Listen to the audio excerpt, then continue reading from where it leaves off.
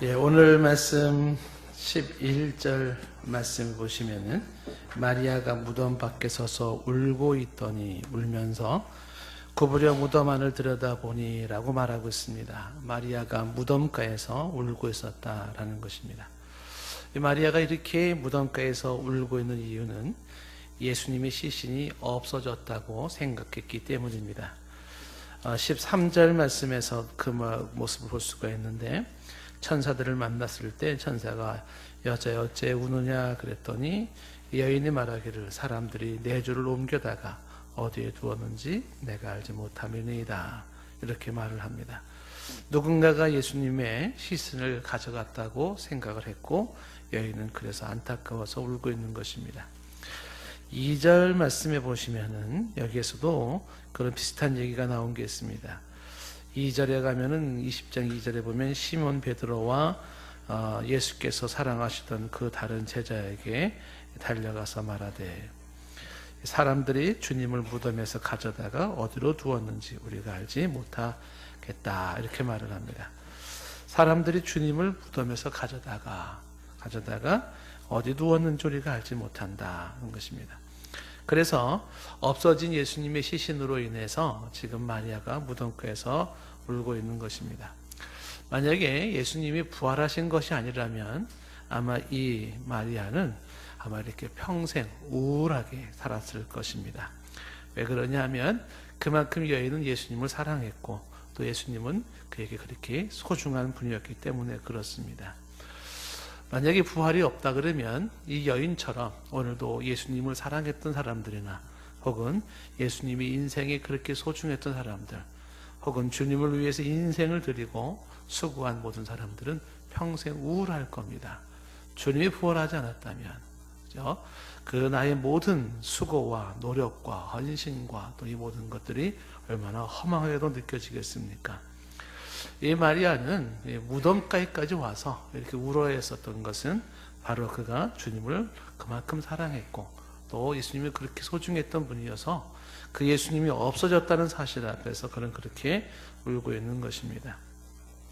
자, 울고 있는 여인을 향해서 13절을 다시 보시면요, 천사가 질문을 합니다.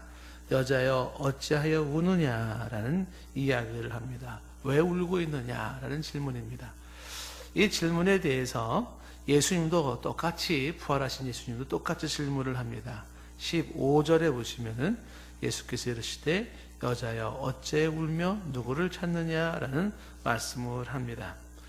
다시 말하면 천사나 예수님의 관심사는 하나였습니다. 여인의 눈물이었습니다. 이 여인의 눈물에 관심을 두고 있는 천사와 그리고 예수님의 모습이 왜 울고 있니? 라고 말하고 있는 것입니다.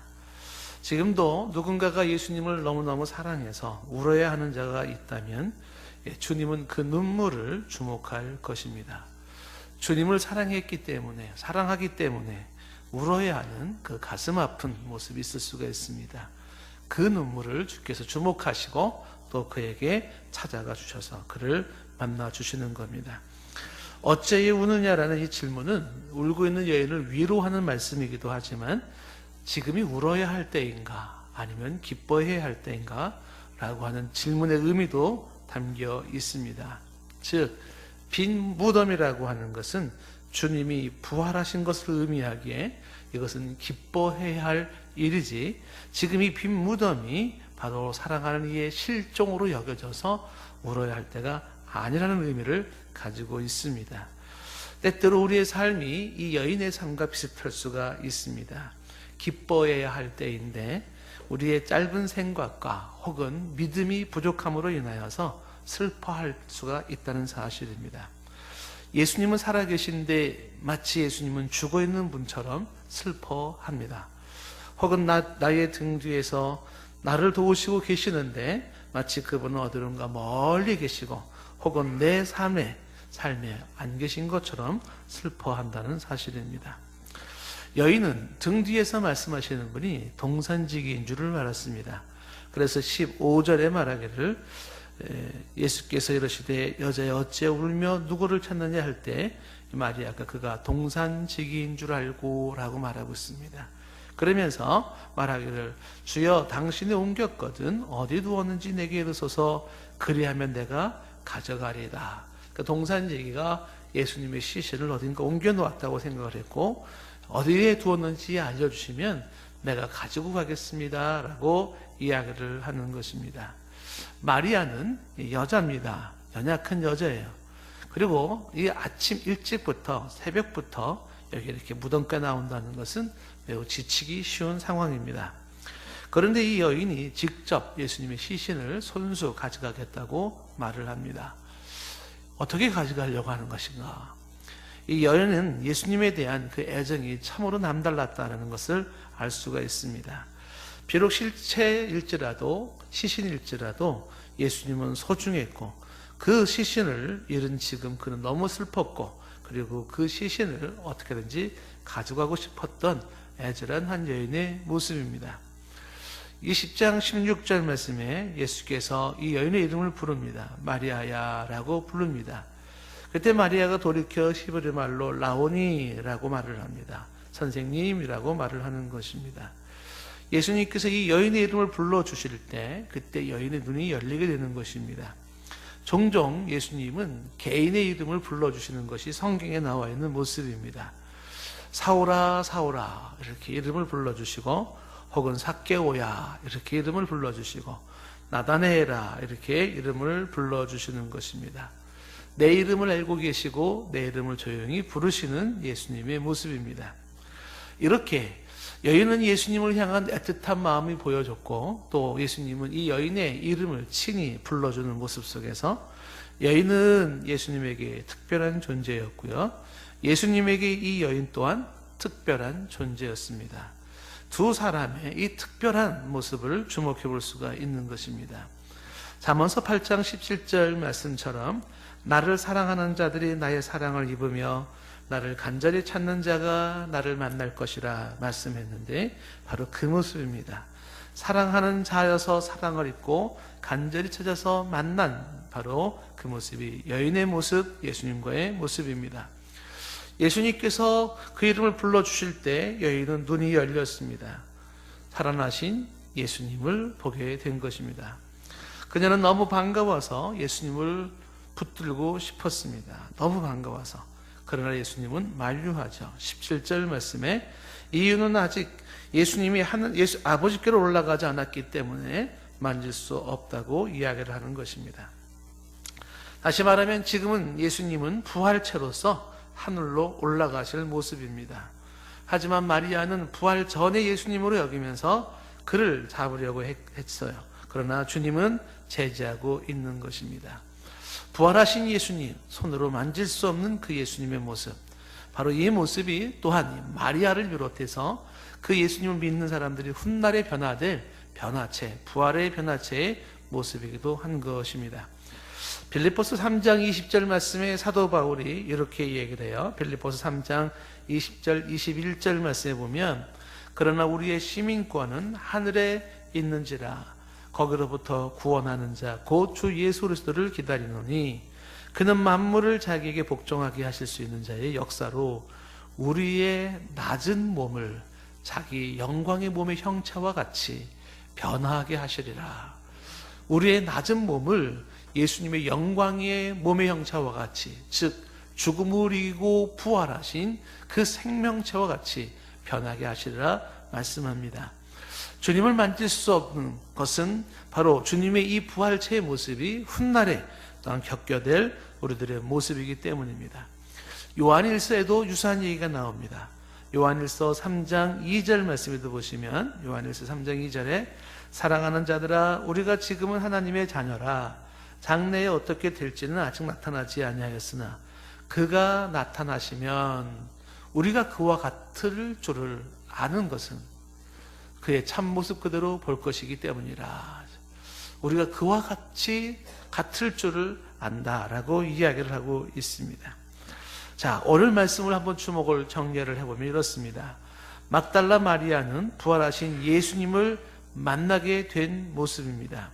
그리고 그가 이제 변화된 모습 속에서 기뻐하면서 그가 이제 달려가는 사람이 됩니다. 18절 말씀에 보시면은요, 18절 말씀에 막달라 마리아가 가서 제자들에게 내가 주를 보았다 하고 또 주께서 자기에게 이렇게 말씀하셨다 이러니라 라고 이야기를 합니다. 부활의 최초의 증인으로서 이 막달라 마리아가 등장하게 되는 것입니다. 이제 그녀는 텅 빈 무덤가에서 울고 있을 필요가 없습니다. 부활하신 예수님을 만났고 자기의 이름을 부르시는 예수님을 만났고 또 훗날에 그 부활의 영광이 내게도 있을 것을 보았고, 그리고 이제 부활의 최초의 증인으로서 그는 무덤을 떠나 그리고 사람들이 있는 곳으로 달려가서 내가 주를 보았다라고 외치는 전도자가 된 것입니다. 주님은 부활하셨고 주님은 살아나셨습니다. 주님은 내 등 뒤에 계셨습니다. 그 사실을 모르는 상태에서 여인은 슬퍼해야 했고 그 여인은 울어야 했습니다. 그러나 그 예수님은 바로 텅 빈 무덤가에 있는 그 모습이 아니라 살아계셔서 부활하셔서 등 뒤에서 나의 이름을 부르시는 주님이었다는 사실입니다. 더불어서 우리에게 보여주시는 죽음 이후에 주어지는 부활의 생명체 소망을 안겨주신 것입니다.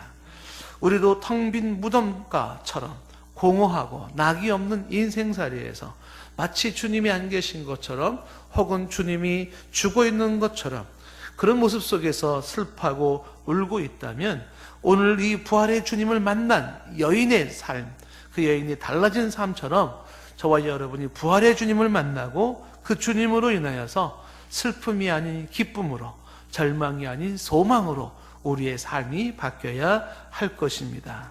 살아계신 주님이 등 뒤에서 이름을 부르고 계신다는 사실, 그리고 영원한 소망, 부활의 소망을 친히 보여주시고 약속하셨다는 사실입니다. 이 만남과 은혜가 있기를 축복합니다. 기도합니다.